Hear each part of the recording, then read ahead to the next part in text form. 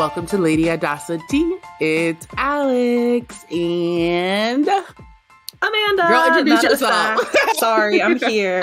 I'm not an official host, so I'm like not sure what's my role here. Official things will be coming soon. You know, like I'm sure you guys have noticed we've been like, she's been on the podcast and we're like, let's vibe it out. And the vibes have been amazing. And every time something pops up, we're like, I can't wait to talk about this on the podcast. So yay. And Lord Everette will be joining us in a little bit. I think he's having some technical difficulties right now. And we're very excited for a fun-packed episode. We're also going to do like a little horror series, a little trick or treat. Tell a story and you can decide if it's a horror or not. Some are definitely horror, definitely. And I will say now in the portion, I will also put in the notes, the portion we'll be talking about this, but I'd already planned because it's October to talk about pretty much the royals and Nazism, because it was actually in October 1937 when Edward and Wallace took their trip to Germany that was sponsored by, well, the Nazis. So even before the Israel-Hamas conflict. We can say war. War began. Ethnic cleansing, whatever. Ethnic cleansing, exactly. Before that began, this was in the works. And frankly, because that is happening, I think it's even more important to talk about certain aspects of this. Because the propaganda is propaganding. And people love, especially in the UK and the US, love to pretend like they do not have blood on their hands. So just warning you guys now, I'll put up a little warning before, because I know some people just don't want to hear about it. And I totally understand to any of our Jewish listeners if it's just not the time.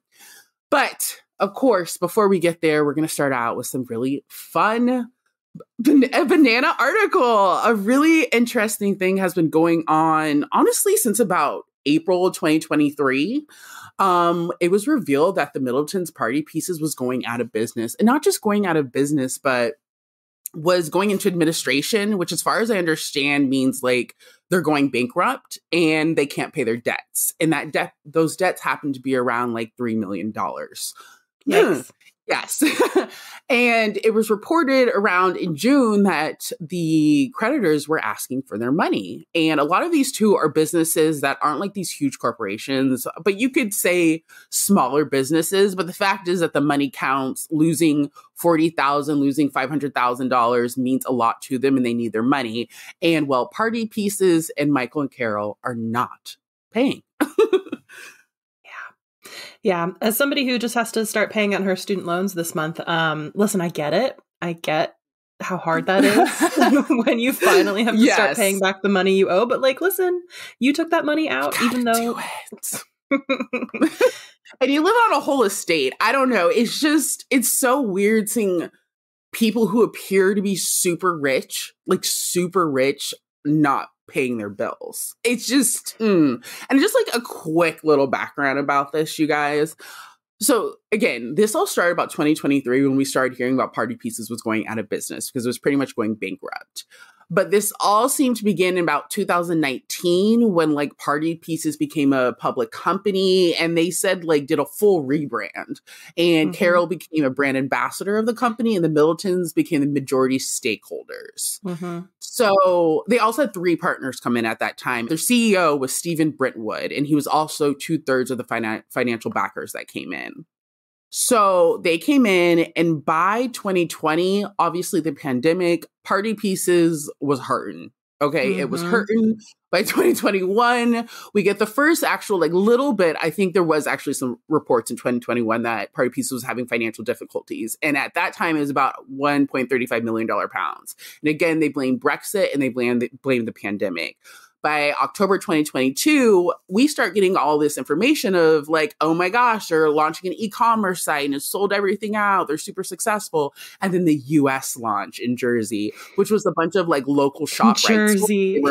Jersey. I know. That was amazing. Where is Meredith right now? I know. Yeah, they launched at some shop rights, which when I saw that, I was like, I had to do a double take. I was like, why is Carol Middleton in a shop right on my Instagram right now?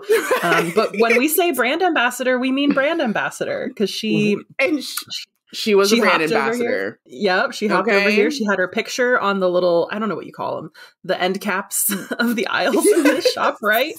I'm sure people shopping our there. little Alex Earl. She got her little, influencer vacay, came to Jersey, had her face everywhere, did some posing. It was cute. It was cute. I'm just wondering, do the people shopping at that shop right know Carol Middleton? That was so. I wish we knew that information. Like, did it help? How did people react? Did their demographic know who she was, or thought like, oh, this sweet older woman? She has party stuff. Did they know that was Kate Middleton's mother? Because there's some lore here. Right? Yeah, right. Exactly. Like, y'all, you don't understand who's up in Jersey right now. But despite that, and I mean, like, this was like also being praised as this huge thing. It's going to change the company. Yeah, we were having some financial difficulties, like, but that's nothing now, But obviously it wasn't, even if it did well, it didn't do well enough to save the company. And hey, maybe they never thought it was. It was just all PR to pretend like it would be. Because by April 2023, we find out that 2/3 of financial backers, including the CEO, was stepping back. And Party Pieces was pretty much going up for sale. And that's when they got a consulting company to come in, the Interpath, to help them try to sell it. The Telegraph, Gordon Ranner, he wrote about and he said, after reports that the Middletons are considering handing over a 6-figure sum to a buyer in order to offload the business. And so this also becomes a big issue because this is when we start hearing about reports that their creditors are not getting paid. That article on June 2023, it's June 9th by Guy Adams. The title is, I trusted her as the mother-in-law of the future king and she just betrayed me. That's in quotations, and it says furious creditors hit out at Carol Middleton after a party business collapse with debts of £2.6 million, including a taxpayer-funded COVID loan. So a little bit about that headline. First and foremost, I do think it's weird that they keep focusing on Carol because as I know that like she's like the brand ambassador, but as far as like the decision making and the finances, that is a Michael and Carol thing. So the sexism is coming out that we're only seeing Carol blamed for this, and Michael is just like non-existent in all of this. It's very weird. I mean, when we hear though about like Kate's early life, Kate growing up, we do always hear her mother started a party business. True. So I don't know. Is it one of those things where like you can't have it both ways? If it's going to be Carol's business, Carol's success, it's also got to be Carol's like mistake in the end. And you can ask questions. That's like, very true. Are all parts of that fair? Like, should we also not say it was just Carol's business in the beginning when it was also Carol and Michael? But because as you say that, I'm looking at the photos they choose, and one of them is the very early photos of like their first photo shoot for Party Pieces, with the one where Kate's in it actually, and it's only Carol in the photo. So yeah, I do think this is also very much being the face of this brand for like the last 30 plus years is coming to kick her ass right now. Yeah. So that quote is really important because that is from one of their creditors. And I think if they bring up a really good point too, of like being so closely tied to the royal family, even if she wasn't explicitly being like, hey, my daughter's going to be the future queen. Of course you can trust me. It's hard for me to believe as a hustler, because that is what our girl Carol is, a hustler, that she would not passively be like, I'm Carol Middleton, the mother of the future queen. Right. Do you want to join my business? You know what I mean? They're just like, we obviously heard a lot about this with the Sussex. Like, are they going to use their connections to get more money, and how they're going to, exploit their royal connections? And I think those are all legit questions to ask. It's just always weird when we can use those questioning towards other royals and we're just not seeing it, you know? For sure. I think when you have these titles and these properties, like there is this implicit, like, benefit that comes with that because people know who you are. And so even if you're not actively shilling your family name, your connections, people are always going to associate that with you. And whether that's like your fault or whether you're taking it to the next level. Yes. And so one of the people too that they owe money to is Saltini Gas. She says here that she was doing, I think, the helium for Party Pieces, and she was owed about 35,000 pounds.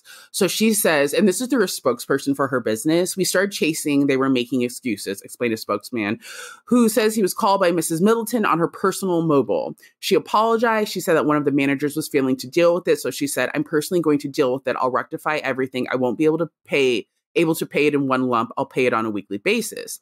Saltini, which had been about to hire a debt collector, took her at her word. Then she said, I need some more stock. This was sold to her, but not on credit. Some of the weekly repayments were made, the Sultani spokesman said, but others were not. Carol didn't answer the phone.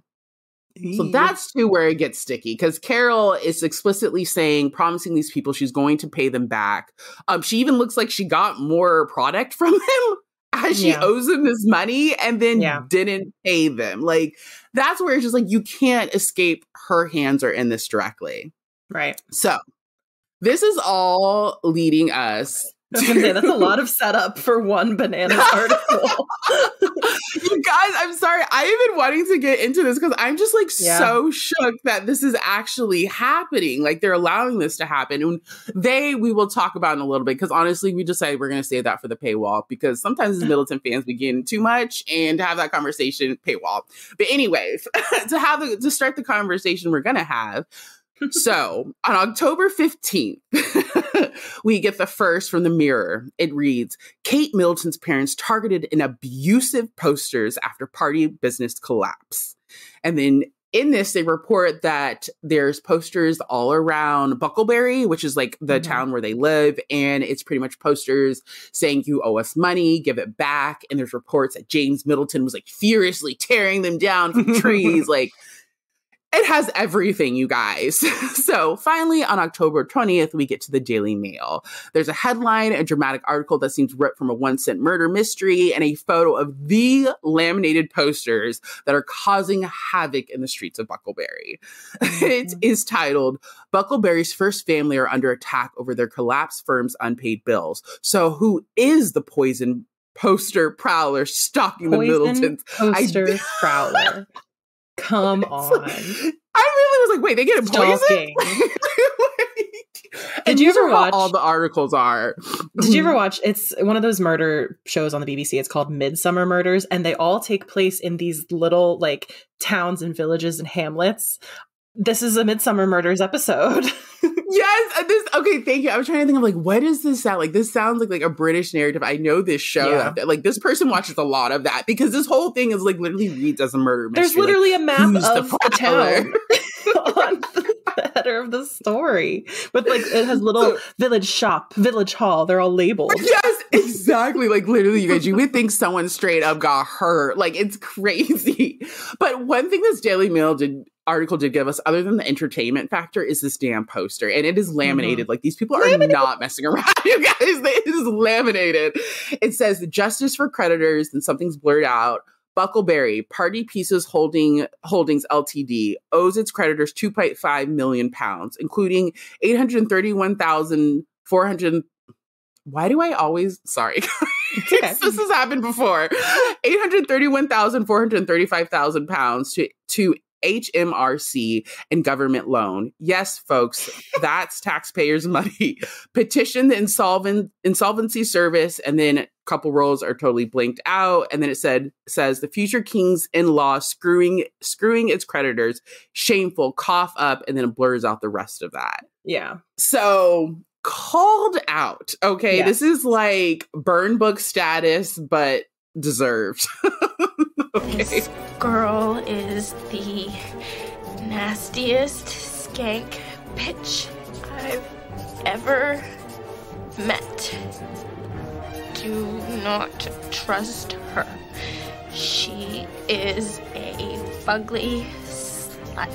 Well, first of all, the blurring is sending me, because I'm wondering if the Daily Mail did that so that people wouldn't petition the people that they wanted to be petitioned, and like they're blurring out the information of the companies that are owed this money. And is it like, okay, we want to write this story, but we don't want to like fuel the fire? What is this, the line that they chose? Because this entire article is so sympathetic towards Middletons, you guys. Mind you, like, the headline makes you think they're gonna challenge them or, I don't know, criticize them, but it's not that. The villain is the person putting up the posters, not the people who owe $3 million.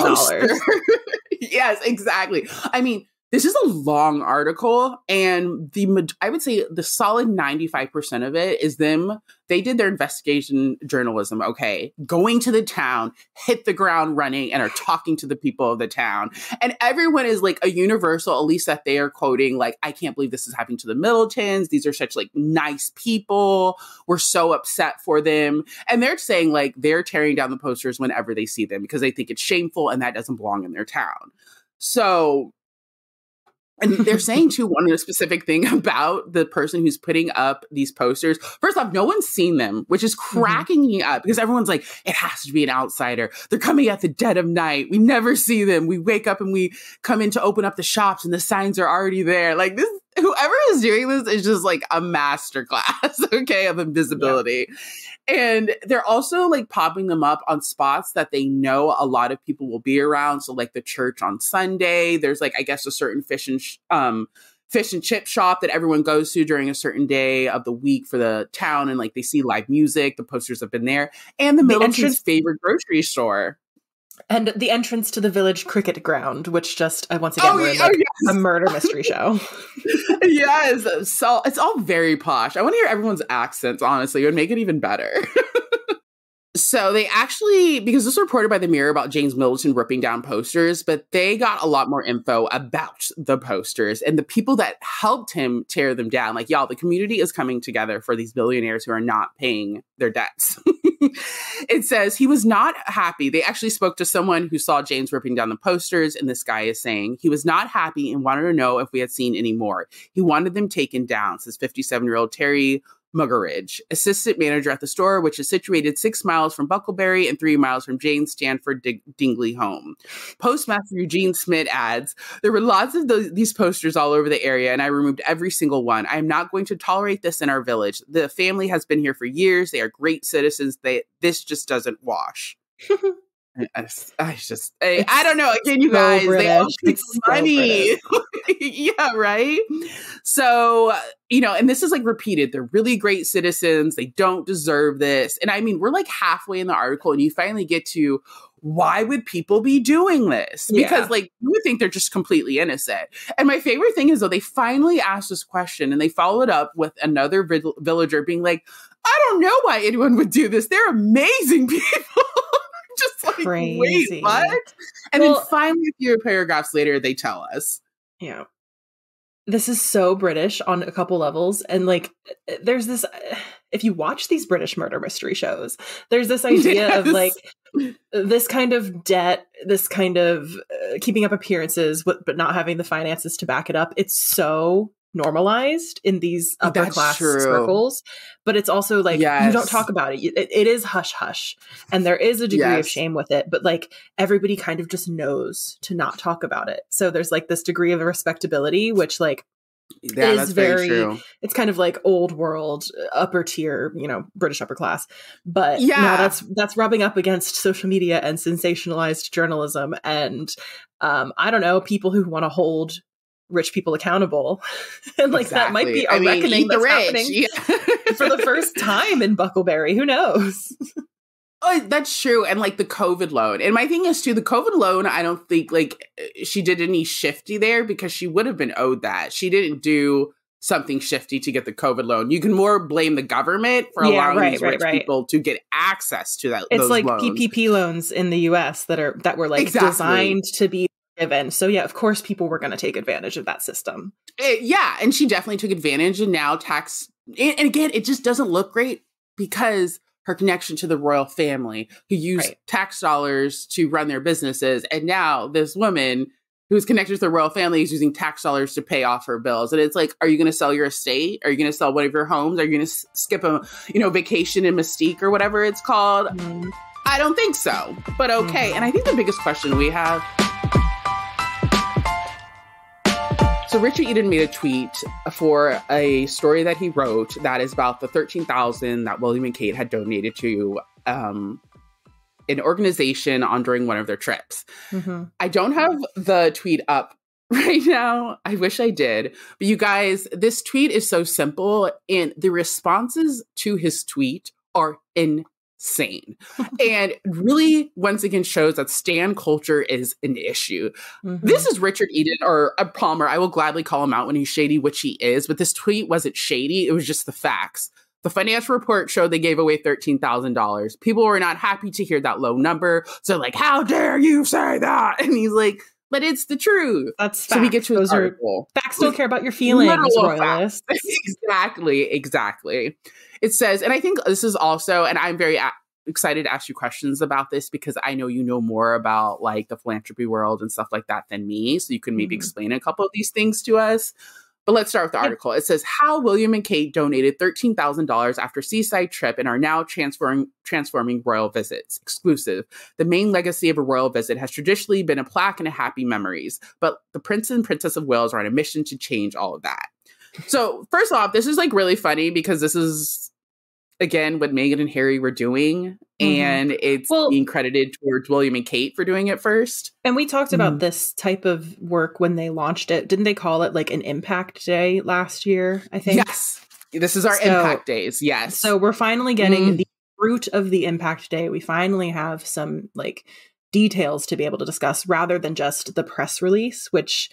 Exactly. That's just the name of the game here. Right. The press release is always going to make it sound as good as they can because it hypes up the visit, it hypes up the couple themselves, gets the royalists buzzing.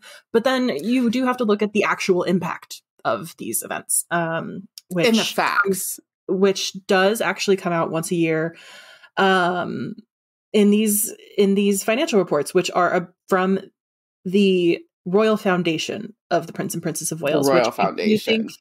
It's important to recognize that a foundation is very different than Will and Kate making donations personally. Because foundations, and for the record, my background is in like museum administration. So I've done a lot of learning about like how foundations operate, how endowment funds operate, which we're going to get into. But foundations are not just funded by the people whose name is on the foundation. They are out there soliciting donations from other folks and from other sources. Will and Kate do it. Harry and Meghan do it with Archewell. It's not just them transferring money from their checking account into a foundation. So the money, we could talk for hours, I'm sure, about where the money's coming from. But also we have to talk. Oh, it's a big question with these rich folks. Well, for sure. And I'm not saying there's anything shady or wrong with that, but that's just the nature of a foundation. So giving the credit to Will and Kate as people because their name is on the foundation is... we talked like kind of what we talked about with the Middletons. Like if we're going to give them the credit for making the donation, I think we also have to keep them linked to it when we find out where the money is going. Exactly. And one of the things that's being called out in this, or a lot of people have picked up out, this is not Richard Palmer really picking this up. Right. But I saw from like some Sussex Squad tweets and stuff. Yeah, this is in the financial report, is this number of 13K. The thing is, when they made this original visit, which was last year, because Kate's wearing a really cute knitted dress. Yeah, I think it was early last year. It was like February or March, something like that. Yes. Because these financial reports, they do come out after the fiscal year is over. So there's also nothing shady about the timing there. It's just, it takes about a year for you to get the last happens every time. Right. It's like exactly. And they're releasing these reports too. Right. Like the firm is releasing these reports. Yeah. This isn't like the Royal Rota or something. Right. So when this Impact Day actually happened last year, the tweet, the announcement, and the press release read something similar.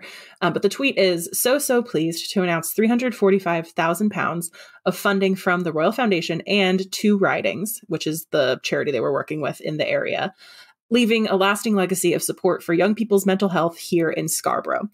So the number is important there, but also the lasting legacy language, I think, is also important. There's so many different things getting lumped into this very carefully crafted statement, but it all makes sense now. It all makes sense now. Yes. And I also think, too, this is like media literacy. Like, say, for someone like me who hasn't worked behind the scenes like you have, I'm seeing $345,000 funding. And in my brain, though, that immediately... I'm thinking, the Royal Foundation, even if it isn't personally William and Kate, I'm thinking the Royal Foundation donated $345,000 to this organization. Right. So this isn't necessarily the fault of William and Kate, but William and Kate and their team know what they're doing when they word it like that. Yes. So, yeah. And I remember reporting on this the first time we talked about this Impact Day, this visit, and it was clear that it was a fund they were setting up that the charity could dip into. But we now know that the money that they announced, the number they gave us, was a pledge rather than a lump sum, basically. Again, isn't that weird? But it's the way it was reported and presented to the public that's a little shady.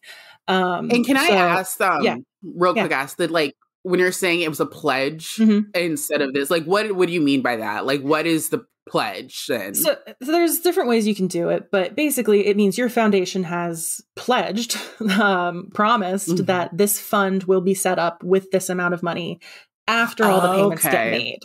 So that is the amount of money I do believe that the Two Writings fund will get, but it's not all going to happen at once, I guess. Okay, and that's the big one too. Yeah. They're making it sound like they gave him 340, like they wrote that check that day and gave it to him, and that's not what's happening. I mean, that's kind of similar to Earthshot. People think they get that $1 million. Yeah. Or how much it is once they won, and it's just not like that. It happens over a period of time. Right. So go ahead. Oh, no, I was just going to say, because a little bit about this article, which really caught my attention, was the first section when he's talking about that donation. Richard says, even when cash was involved, the couple's donation to Scarborough was hardly a princely sum, skeptics might think. Newly published accounts from the couple's royal foundation revealed they donated just £13,443 towards a £345,000 fund announced on the day of their visit. And it says, much of the £345,000 pledged as a result of their visit will be benefiting young people for many years to come in the seaside resort. Where despite beautiful sandy beaches and numerous visitors attractions, almost a third of the residents live in areas that are among the most deprived neighborhoods in England. And it says some of it was pledged as cash to be spent when needed, but the bulk of it is tied up in endowment funds paying 5% interest, together creating around £25,000 each year to spend on youth projects. Yes. So an endowment, which is pretty commonplace in nonprofits and in museums, things like that. An endowment is in itself a fund that you actually can't just dip into as you're operating as a charity. It's a fund that's set up to pay out a specific dividend every year, which you can count as, I think it's income, but it's you're not allowed to touch the principal money, basically. I immediately have a question of, like, did they set up the endowment or did they seed it, basically? And so that money gets invested. And that's where the income is actually going to come from. So I'm curious if they've just seeded it with this 13,000, if more is going to be put in, or if the output of that endowment is also getting counted in this £345,000 figure. Because then we get, some of it was pledged as cash to be spent when needed, which means it's not in the endowment, but the bulk of it is tied up in the endowment funds paying 5% interest, together creating around £25,000 each year to spend on youth projects. So the math there is so interesting to me, just as like a nonprofit nerd. Again, I don't think it's shady, but I think they're doing some like framing to tell us the total number that might be paid out. We don't know the terms here. Is it 10 years? Is it 25 years? Is it forever? Like, I don't know. Okay. So the only other thing I'll say about like an endowment fund is that there are rules about how it can be used typically. So this isn't money that can go to things that we would consider like overhead, such as like usually paying staff or keeping the lights on, or like operational funds. Usually endowment funds have to be used for what we would call your program. So the actual charity work that these places are doing. And in the Palmer article, he says, where is it? I lost it. He says, in Scarborough, they're just starting to see the fruits of last year's royal visit after a grant setting session in the summer to decide how to spend the first annual tranche of £25,000. The money went to 6 groups. So that $25,000 that they got this year was then split up among 6 groups, arranging various activities ranging from a summer of arts fun to music therapy and youth charities offering support and advice. So they have to use it to run these like social programs, it sounds like. Yeah. Which is fine. There's, again, nothing wrong with that. But it is also, again, important to know that this isn't money that these places can do whatever they want to with. It does have to go to these specific purposes, which for Will and Kate, I'm sure is great to know because they want it to be making that difference. Most donors tie up their donations with stipulations like this. This money can only be used for certain things. And in that way, like Will and Kate's foundation, it's really just kind of, once again, using these tips and tricks of the trade the way that they're meant to be used. And, you know, I would expect nothing less. Yeah, exactly. It's not like they are doing something that is exceptional, you know, when it comes to this community and the philanthropy and so on. Yeah. And again, I think we've been saying this, the little ways we think the tide is changing with the reporting on the royals, is Palmer does kind of bring up like, how much impact can this actually have? Because again, in the PR of this all, they are really pushing that they're going to have this large measured impact. And in it, he says, Miss McKeon accepted that alone would not solve problems such as lack of opportunity in the town. But she pointed out that 2 writings and the Royal Foundation were among numerous agencies working with the local authority, North Yorkshire County Council, to improve life in Scarborough. She also insisted that even small grants to youth projects can be really transformational for young people's lives. Yeah. And again, that is all true. And I am not trying to say little things can't have a big impact, but I do think it's interesting that he's even getting into the arena of talking about how much impact will this really have? You know, that's not a question that would have been asked a couple years ago. And the focus on measured impact, which again is in line with how this donation was made, is so interesting. Yes. In a world that used to just focus on like, oh, look at the royals highlighting British excellence or whatever, highlighting the British fashion industry. Oh, Kate single-handedly saved British fashion, which it just isn't true. And the other point that people always bring up with royal foundation donations, is that they encourage other people to follow suit, which I think helps if you tell people like, here's a link where you can go donate, which Will and Kate tend to not do. Exactly. But it does bring these organizations to the forefront, puts a focus on them, puts a spotlight on them, and allows other people to recognize, hey, I can make a difference with my, 10 pounds or whatever. Yes. So, and like we've said before, even more so, a lot of these visits are for the people that are there, and that's not a bad thing. Even like talking about the visits for Black History Month, it's like, there's a lot there. Most of it, I'm like, but hey, the people there were excited. The youth said at one point, a girl had said that I am excited. They put a spotlight on our work. It means something to us. And that is important for them. And we should never tear that down, but also make sure we're aware of media literacy, what's going on in the philanthropy world, because this isn't just William and Kate. This is so many rich people out there doing weird things. Bezos, okay, every time you hear he donated $1 million, I promise you, it does not mean much to his billions. It means nothing. Okay, nothing. And 2 things can be true at once, right? It can make the person donating look better than they probably should based on the amount that they actually gave. But it can also make a difference for the people receiving the money. And it's just, media literacy, and also just getting away from black and white thinking, I think, is important in these cases. Yes. Yeah. Hey guys, so we are officially in our little horror section. We have the amazing Lord Everette joining us for this. Oh my gosh, stop. Hi, hey. Hello. Thank you for having me. Dream team. I know. You have like the most beautiful voice. Like, I'm so excited for the listeners to be able to pop this on and just sit back and listen. Okay. I decided to, I was like, you know what? Let me have some green tea with some lemon and honey today. Ooh. Let's try to get the voice going. I rolled out of bed, okay? I slapped this beanie on. I was like, let's go. So I'm warning you guys now, and I will let you know when this portion ends, but this is when we're going to talk about Nazism and the royal family.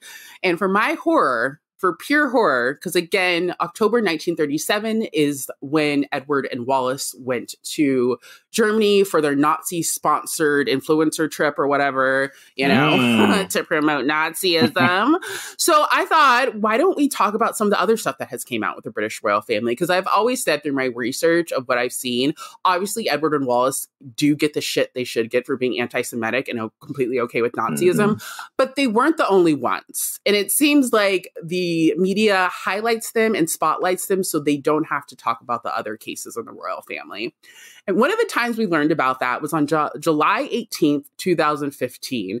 And again, I have to point out, this is pre-Meghan. So if you're asking, wow, I can't believe the Sun posted this, this was pre-Meghan. Everyone was up for grabs, okay? Exactly. So that is why the Sun's front paper had in their very loud font, their royal hailnesses. Okay, and you guys, I'm saying that word, but it's spelled Heilnesses. I think it's... And the photo that... I think it's supposed to be Heilnesses. See, the wordplay is a lot for me, okay? If it's not easy... Your wordplay. If it's not an easy wordplay, then don't do it. Santana Lopez would never approve of this one. It's too complicated. It doesn't just roll off the tongue. Yeah, I think it's supposed to be Heilnesses. Yeah. So this does make sense with the photo because the photo is a black and white image that's taken from a 17-second clip. Now, The Guardian has said this was either 1933 or 1934, but most publications says this was 1933, including The Sun, who got this footage. And in the image that they screen grab that they put on the front page, it's a black and white grainy image, but very much clear enough to see the Queen's mother, Queen Elizabeth II, when she's about 6 years old, Margaret when she's about 3, and there's Edward crouching over her. Mm-hmm. And in this photo, Edward is crouching over Margaret, smiling, and you can see he is directing her hand upwards to mimic the motion of her sister and her mother, who are doing the Nazi salute, which is why they have that wordplay. It also says on the front cover, secret 1933 film shows Edward teaching this Nazi salute to the Queen. Yeah. So obviously this was a very big deal because the royal family doesn't talk about their past and the blood on their hands. Mm-hmm. They like to pretend like they were always on the right side of history, which they were not. Mm-hmm. So in this clip, obviously this started off a lot of questions because you guys, this is like 6 years before the war in 1939. And the palace's response was, most people will see these pictures in their proper context and time. This is a family playing and momentarily referencing a gesture many would have seen from contemporary newsreels.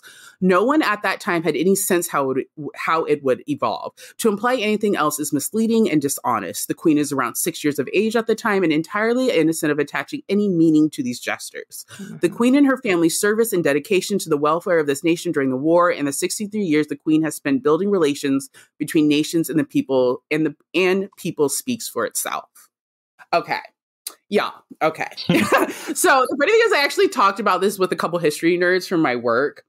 And there is like the response of, well, no one knew 6 million Jewish people were going to die. Absolutely agree. Mm-hmm. Absolutely agree. And I know in 1933, the general public weren't quite aware of how much the Nazi Party was already targeting Jewish people. Mm-hmm. But I think people forget this is the British royal family and this is the 1930s. They still had a lot of political control and they absolutely had access to information that the general public did not. Mm-hmm. So it's hard for me to believe that they didn't in the least know there was anti-Semitism happening. You know what I mean? Yeah. No, for sure. I agree because, I mean, who's, at that point, I can only imagine that the royal family, especially at that point, time, in 1933, I mean, Hitler becomes chancellor, right? And yes, and in that same year, he introduces censorships. He passes laws ending civil liberties. He passes the Enabling Act, which makes him dictator for 4 years. So there's no way that the King of England did not know this and is literally going around and teaching like this to young kids. I don't blame Elizabeth and Margaret. They were kids. Exactly, but, of course. I mean, come on now. Edward and the Queen Mother. Queen Elizabeth. Right. Well, that's the thing, because even in this article, they talk about how, well, Elizabeth didn't know anything. Margaret didn't know anything. They were surely innocent of the connotations. There is no discussion of the Queen Mother and why she's doing the salute. Thank you. They love to spotlight what we're not talking about. Okay, no one brought up, how dare Queen Elizabeth VI do this? No, we're talking about her mama and her uncle, who are grown adults. Because like you said, even if you want to pretend like they didn't know that Jewish people were being targeted, he was a dictator. And there was already discussion about his horrible. There was already discussion about his brown shirts groups going around and beating up like people that they disagreed with. If you freaking Downton Abbey, they'll talk about that Hitler fellow and all these distasteful things happening over in Germany. It's not like they didn't know. And where's proof, too, that one of a high-ranking royal family member who was in the inner circle was also a high-ranking Nazi party member who actually helped Hitler get into power? He's Charles Edward. He was Leopold, the Duke of Albany. That is Queen Victoria's like eighth son or eighth child. So he's a grandson of Queen Victoria. He was a high-ranking member of the Hitler Party. He was actually a part of the entourage that hosted Wallace and Edward in 1937. So at this time, there's a high-ranking royal family member who's also a high-ranking Nazi member already helped this guy get into power.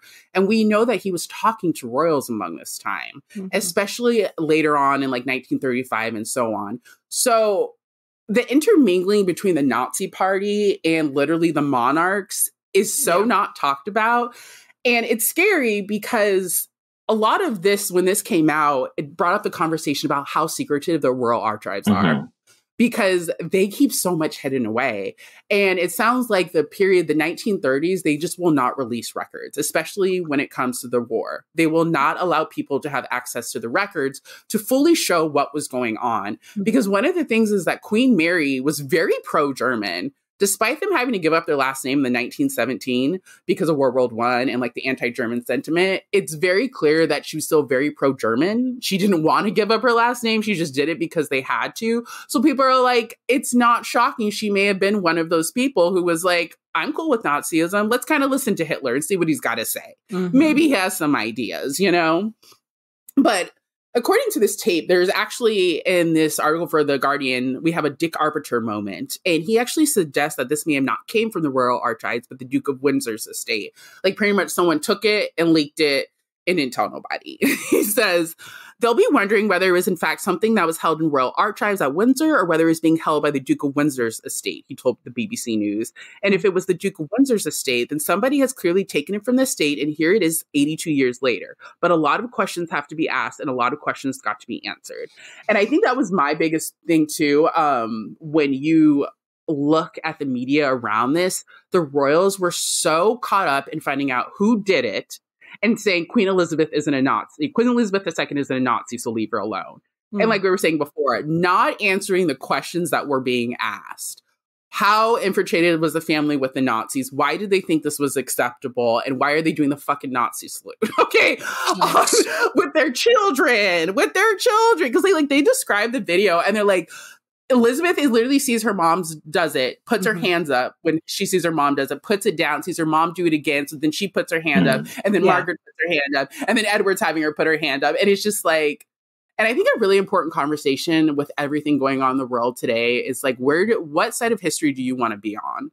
And not 5 years down the road when your country is being taken over, you know, and 6 million Jewish people are dying. But where are you going to be when we immediately begin to see this power come into play? That is preaching about fascism, who's preaching about a dictatorship and saying, if you go against me, you're bad, who's literally blaming Jewish people for the downfall of the German Empire, which was happening in the very beginning. Like, I think that's pretty much what Hitler ran on, too, when he came into power in 1933 for his campaign. Yeah.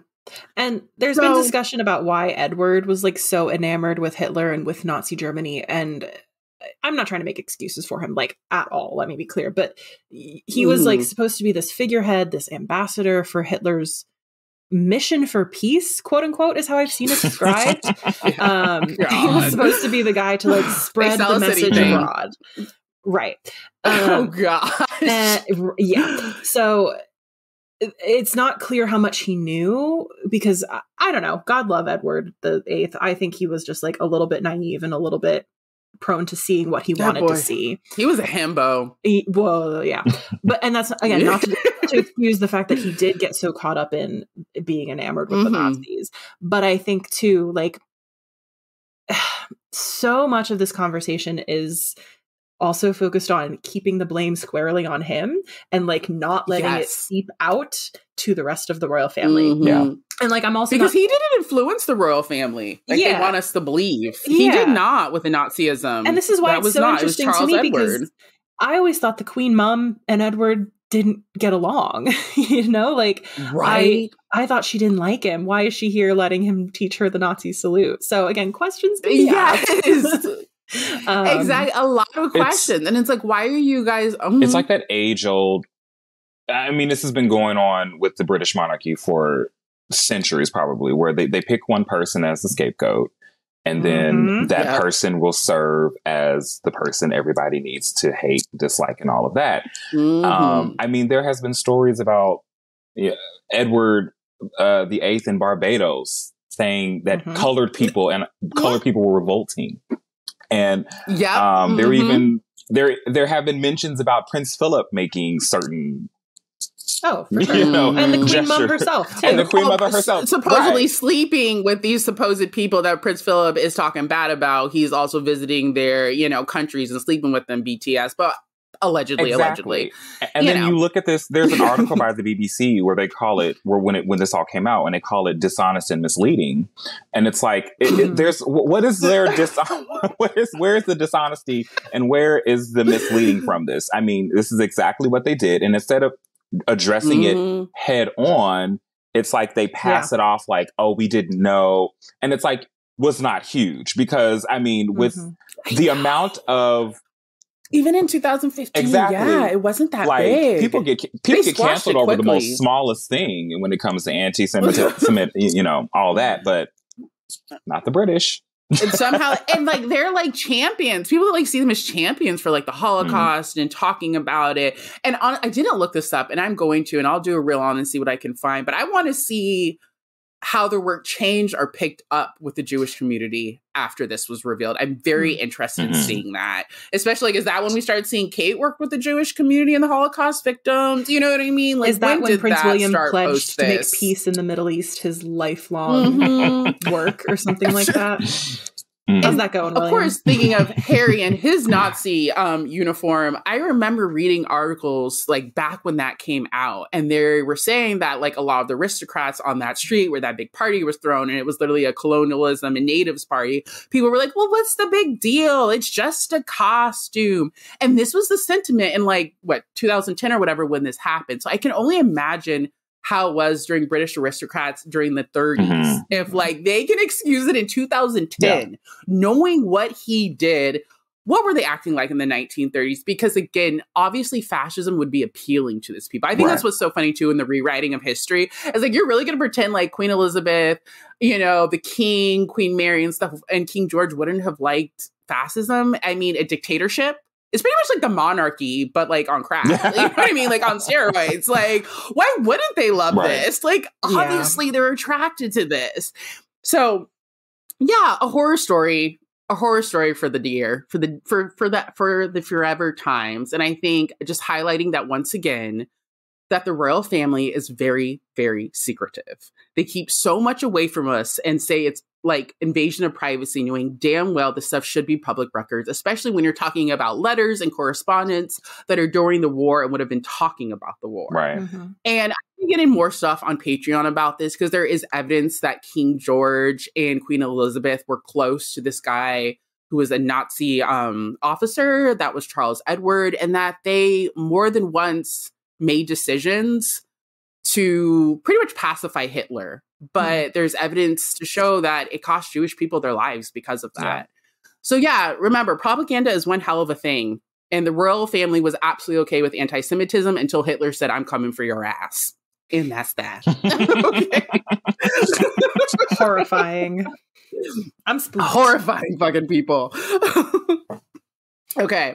So did you want to do our next one? Or should we get right into our Prince Albert? Okay, so obviously after we have finished that, we have to leave off with something funny, Or, quote unquote, as Amanda keeps saying, horrible, potentially horror.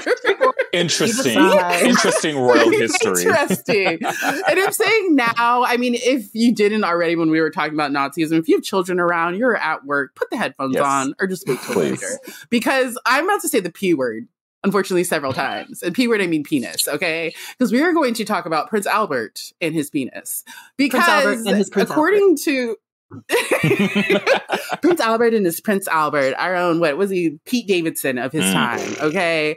Everyone's basically said, Also, do you guys think Prince Albert is attractive? Real quick. I need to look at a picture of him. Depending on the portrait. To me, it's depending on the portrait. When he was younger, I would say he was attractive for the times. Yes, I do try to think of the times. I have a problem. The photographs aren't. I have a problem where I always picture the actor from The Young Victoria whenever I think of Prince Albert, who is fine. But I have to remember that's not reality. That's not reality. Yeah, like he wouldn't have had those biceps. He wouldn't have had those biceps now. He wouldn't have had that hair. Or cleanliness. Right. Speaking of, so we know from Queen Victoria's own diaries that her and Albert, had it going on. They had the lust, they had the love, they had the passion. And she oftentimes will talk about in her diaries, his penis. I think one of the first times she met him, or the first handful of times, she talks about him coming in after, I think it was like raining outside in his wet pants, and they were like see-through. And she could see it all. And she was like, ooh la la. And this pretty much has gone to Amanda's face. Well, also I'm thinking about her. You could say this. So her diaries were heavily edited by her daughter. So that's something that she decided to just leave in. There's so much more that probably what did she leave out? Right. What did she leave out? Maybe a good thing. I mean, like, can you imagine, like, Mom, stop embarrassing me? Because this man, because they would give each other, like, sensual, like, gifts, like, erotic gifts. And Prince Albert, this man really gifted Queen Victoria a statue of him as a Greek god, fully nude. And I guess it was at the time seen as, like, too erotic. So they had to, like, put it in her private quarters. And she got made one that was a little more, like, family friendly to be put out in the public. Look, I can see why this woman was obsessed with this man. Sure. That's the thing. They were passionate. Oh, there is like evidence though. He was like a gaslighter. He was also a dick. There is like, I guess, some diary entries where he's like talking about their arguments and just pretty much like, she's too emotional. She's too crazy. And this is like a month after she gave birth. So it's kind of like, boo-boo. She had 9 of your children that she didn't even want to have. Okay, be nice. They're like, yeah, I know. I'm just a woman. What do you want? Like, there's so much to unpack when it comes to like Queen Victoria and feminism. But that's another. True. Oh my God. She would have started off as like our girl and then quickly turned into like the arch enemy. Who's that one Rachel girl who like compared her struggle to Harriet Tubman? Oh my God. That would have been Queen Victoria. That would have been Queen Victoria for sure. She would have done like those Christian missions to save the Black children, but tell them that she's a nurse when she's not and end up hurting them. Anyways, that would have been Queen Victoria's ass. I have beef with Queen Victoria a lot. But anyways, so this man supposedly had a huge penis. And that is part of the reason like she was attracted to him. And they say that's like part of the influence too of why they were all wearing tight pants at that time, because she wanted people to see her man's imprint. Okay. Amanda, you need to stop making faces. I can't stop laughing.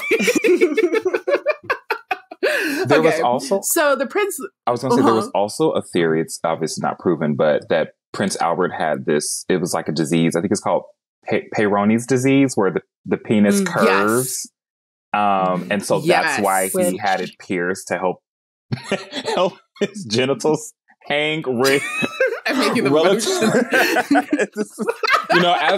so pretty much just strap it down properly so it wouldn't, because they pretty much say that like they didn't want, there was like too much in front of the kids and stuff, so strap it down to kind of hide it away, because even if he didn't have the curve, they say it was big enough that like he got the piercing to pretty much like strap it, like put a strap and put it through the ring hole. Oh my gosh, this is a lot. Strap it to the side. So there is that rumor about that, and I'm sorry, I'm reading more about this, and there's like really genuinely nothing to quite prove this. When I try to look at like where these rumors come from, I can't really even track where. I've seen some say it came from diaries, someone's diaries. They don't say Queen Victoria explicitly, but someone's diaries about how he did that, but or in just general talking about his genitalia and how it was big and very obvious in these thin, tight pants that they always wore, and that Queen Victoria wanted them to wear. And so, like I said, depending on what you think, it's a trick or it's a treat. And Queen Victoria said it's a treat. This is why she mourned for the rest of her life. She was. She said, "I'm going to eat and drink and mourn because I don't got my boo-boo no more. I don't got." And it's also I don't like, have my Prince Albert. We're in urban legend status at this point too, because we still have this piercing today that's called the Prince Albert. Prince Albert, yeah. Prince Albert. It's like all over. Like a lot of the articles, that's funny enough, that I was finding were from like piercing websites and tattoo websites. Like that's a lot of it, like the ones who are continuing to talk about this and the interest in it. But I also do think it stems from the fact that we know they had a very exciting sex life and really enjoyed one another. So I think two people have naturally thought they were kinky.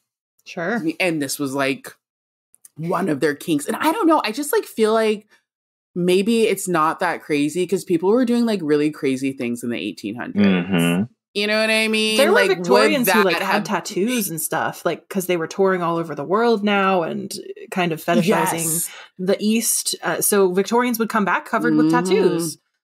So there's Tsar Nicholas II had a tattoo of Russia. Oh, is that the one that King George ended up? Yeah. Oh, he was handsome. He was everyone says like Edward VI was like super handsome, but I didn't think he was that good looking because I know he was like the playboy of his time. I always thought his brother was cuter, Bertie. Oh, our little Bertie, to become King George. I'm forgetting his name before he became King George, and I keep remembering his nickname because I think it's Albert, so cute. Right? Bertie. Yes, Albert was his name. I always thought he was the hotter brother. I'll never get the Edward thing. He just, I don't know. I called him a himbo, but honestly, he's not handsome. He's just dumb. Probably handsome for the time. Yeah, and I think we've talked about it with Charles. Like, I think it's your bearing. It's how you treat the ladies, too, that matters so much. I still think Charles is handsome. Really? I think he's handsome. Other than those hands. Those hands are so scary. Look at his feet if you want a real spoon. Oh my gosh, I have to look at this now. I will not. Yeah, because I think Charles is so handsome. His hands swell up when he travels. And one time they traveled to India. He took off his shoes when he entered a temple or something, and it's also his feet. This is bad. Ooh. And I wonder, I mean, and these are the times where I'm like, see, with the royal family, this makes sense when you're like invasion of privacy, like this should be private, but also I'm so curious what is happening here, like what is happening to my handsome man. I also thought Charles was cute when he was younger too. I don't care what anyone says, that man was fine when he was younger, and that video of him licking his lips, while it is strange, it is strange. If I was 16, don't look at me like that, Everett. Is this the reason why we're talking about Prince Albert? The judgment.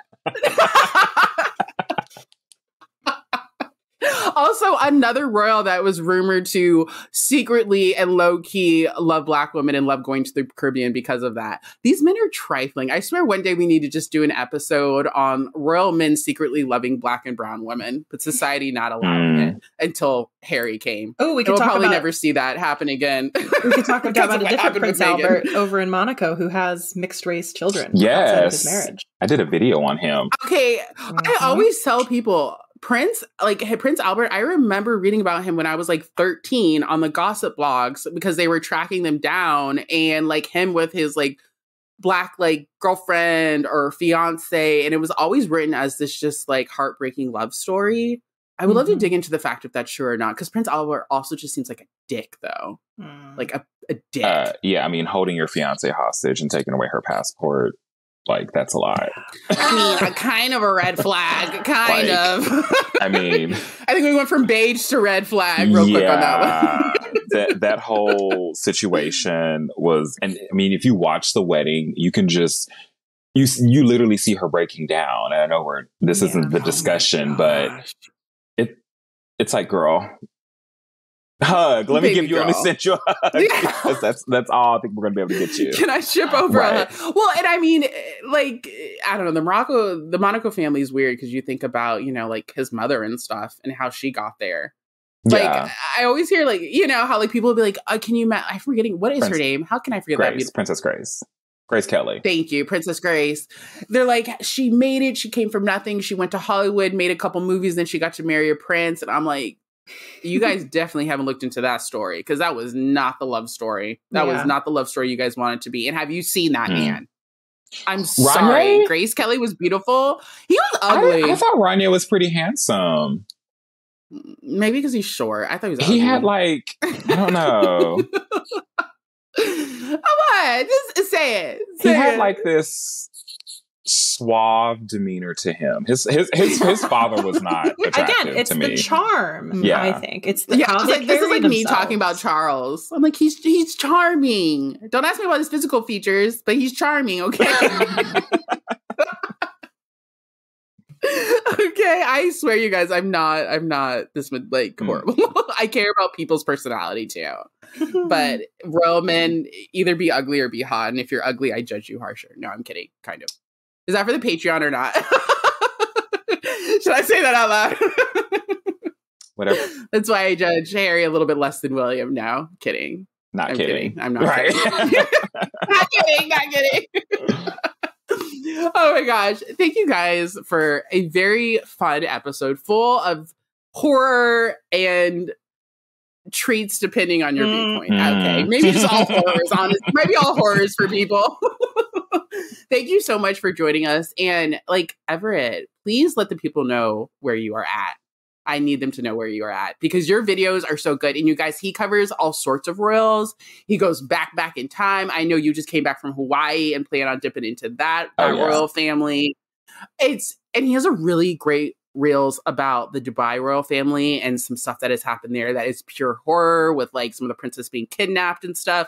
I'm just saying, you guys, please tell them your TikTok and your IG. When I uploaded that, because I was like, they're going to find me. I know, when you were doing that, I was like, they were coming in the comments. You better let someone have your location on. They were in the comments heavy. But you can find me on Twitter, where I'm a little bit more unhinged, at InRoyalNews.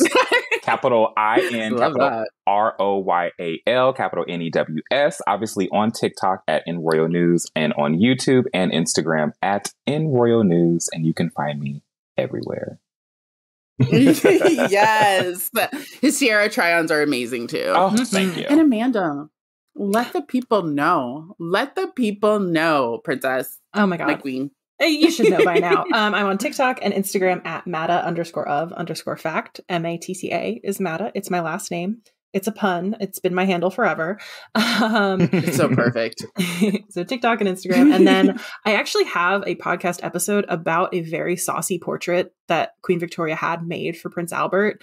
It is the first episode I ever did on Art of History, which is my podcast. So that is anywhere you listen to your podcast, Spotify, Apple, etc. If you would like some deep dives into art history, not always about the royals, but sometimes about the royals. Yes. Thank you so much. And you guys know where to find me, Lady Audacity, Lady, and then Audacity, Audi. I did this last time too. I forgot how to spell it halfway through. AUDA. There's a lady, you spell it lady, and then Audacity is AUDIC. No, we're cutting this whole portion out, and I'm not spelling it. I can't do this, you guys. I'm sorry. I worked nights last night. I'm on 3 hours of sleep, going back and down. Hey guys, you guys know where to find me. I've tried literally spelling the name 2 different times, but the 3 hours of sleep I am on will not allow me to. So I'm just going to take the risk and not spell it and hope you guys will find me at Lady Audaci-TEA. I also have the Patreon, and you guys, thank to everyone who's a part of the Patreon. A lot of the funding goes towards running the podcast, getting the editing done, and so on. And I'm very excited to release the little horror series and some extra bits from this podcast of us discussing stuff. So join us over there too. And thank you guys so much for joining us. Pinkies up. Thank you for having me. Bye. Of course. And I will have you again, okay? Bye.